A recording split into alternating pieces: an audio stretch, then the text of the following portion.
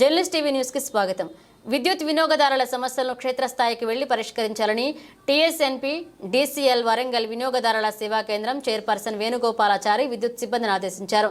చండ్రగొండ రైతు వేదికలో బుధవారం టీఎస్ఎన్ పీడీసీఎల్ ఆధ్వర్యంలో విద్యుత్ వినియోగదారుల సమస్య పరిష్కార సదస్సు జరిగింది. ఈ సదస్సులో వేణుగోపాలాచారి మాట్లాడుతూ వినియోగదారుల విద్యుత్ సిబ్బందికి సహకారాలు అందించాలన్నారు. వినియోగదారుల సమస్యలు ఎక్కువగా ఉంటే విద్యుత్ సిబ్బంది అక్కడికి వెళ్లి సమస్యలు పరిశీలించి వాటికి పరిష్కరించాలన్నారు.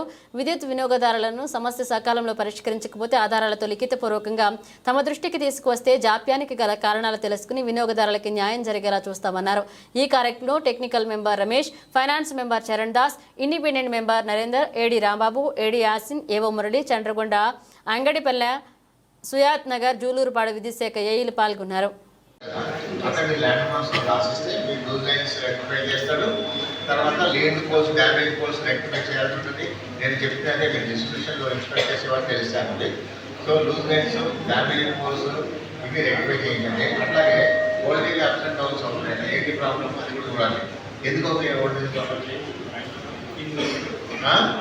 దాదాపు ఒక 10 సంవత్సరాలు అవుతుంది.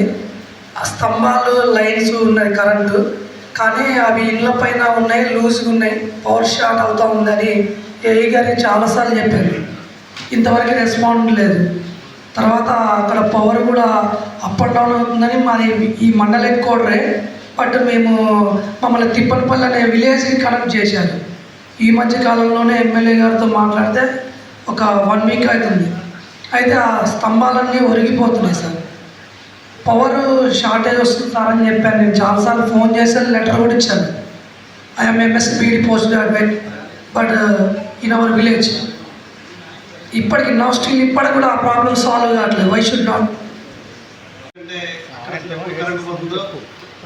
ఎప్పుడు పోతుందో ఇప్పుడు కూడా తెలియదు. రెండోది ఏంటంటే అక్కడ 3 కిలోమీటర్స్ నుంచి వస్తుంది సార్. మన సప్లై పక్కన గోకల్గూడ నుంచి వస్తుంది.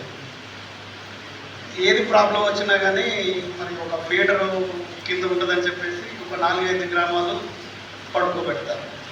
దానివల్ల ఒక చిన్న విలేజ్ చిన్న ప్రాబ్లం వచ్చినా కానీ అందరూ ఇబ్బంది పడాల్సి వస్తుంది. దాని గురించి మేము ఏ గారిని నడితే దానికి ప్రత్యామ్నాయము ఏదన్నా సబ్స్టేషన్కి ఏమైనా ప్లాన్ చేసుకుంటే బాగుంటుంది అన్నట్టు చెప్పారు. కొద్దిగా రిక్వెస్ట్ చేసి మాకు అది అవకాశం చూడండి సార్ అంటే ప్లేస్ కూడా అడిగారు. అడిగితే గవర్నమెంట్ ప్లేస్ అయితే ఉంది. నేను అవసరం ఎంఆర్ఓ మాట్లాడతాను.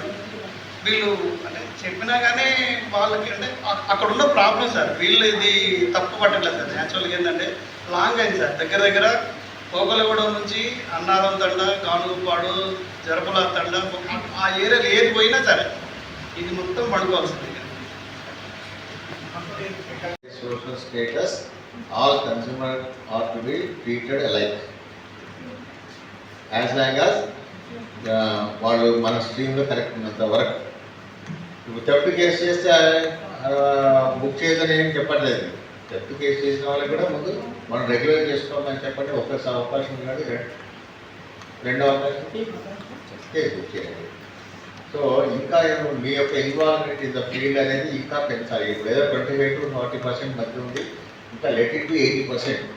అప్పుడు మీకు ఫస్ట్ హ్యాండ్ ఇన్ఫర్మేషన్ వాళ్ళు కంప్లైంట్స్ రేట్ చేయకముందే మీకు తెలుస్తుంది.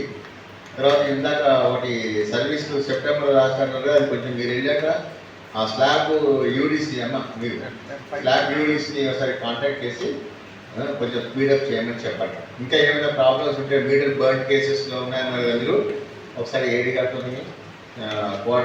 కోఆర్డినేట్ చేసుకొని దానికి సొల్యూషన్ ఏంటనేది వాళ్ళు చెప్తారు, అయిపోతుంది. సో ఇప్పటికైతే ఆల్మోస్ట్ ట్రబుల్ ఫ్రీగానే నడిచింది. ఎప్పుడో 2 వస్తున్నాయి ఇన్స్ట్రుమెంట్స్ తప్ప. సో అది కూడా ఇక ముందు ఇట్లాంటి వాళ్ళు మన వైపు వేరెత్తి చూపకుండా నడుచుకోవాల్సిన బాధ్యత అందరికీ ఉంది. లోయెస్ట్ ఎంప్లాయీ నుంచి హైయెస్ట్ ఎంప్లాయీ వరకు కూడా ఉంది. కాబట్టి మీ పరిధిలో కంప్లైంట్స్ రాకుండా చూసుకోండి. జనరల్గా ఈఆర్ఓ పరంగా ఎప్పుడు కంప్లైంట్స్ లేవు. ఇది ఫస్ట్ టైం నేను ఉంటుంది 1 ఇయర్లో. 1 ఇయర్ నుంచి ఒక నేమ్ చేంజ్ అదేంటి రిమోట్ ప్రపోజల్స్కి రెస్పాన్స్ రాలేదని. బట్ కాన్సన్ట్రేట్ చేయండి.